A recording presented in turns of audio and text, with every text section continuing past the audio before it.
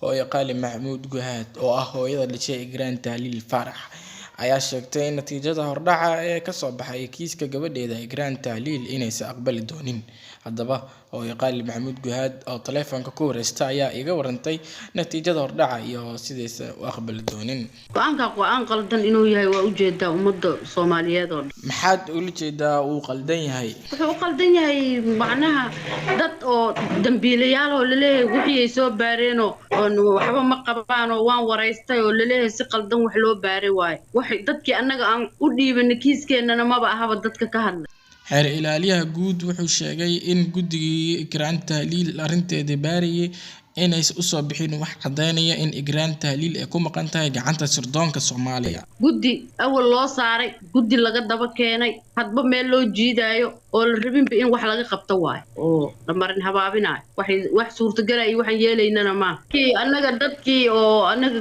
cunugteeni ku tuhmeynay oo cunugteeni dhibaateeyay hadii la leeyahay wax bay soo baareen oo galay keeneen oo intay mareen la leeyahay waa cadaalad darro inteeda leeg. laakiin hadiiba baaritaan la sameeyay dadkii lagu eedeynayay la leeyahay wax cadeynaa kuma soo bixin arrintaas oo suurtagal Soomaa wax la waay ma jiraan yaa ogaay adiga ma one day ma ka aragtay TV-ga qaranka ayadoo la wareysanayo ama dambigii la baarayo ama ummadda Soomaaliyeed ma arag waa arrin sidii la rabay aan loo wadayno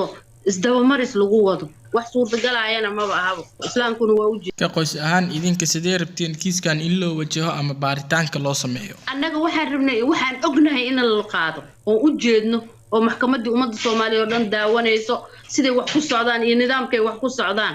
laakiin hal mar aan war soo deynayna oo dadkii wax waa lagu waayay adiga naftirkaada say kula tahay waa in ummadda Soomaaliyeed oo dhan u jeedo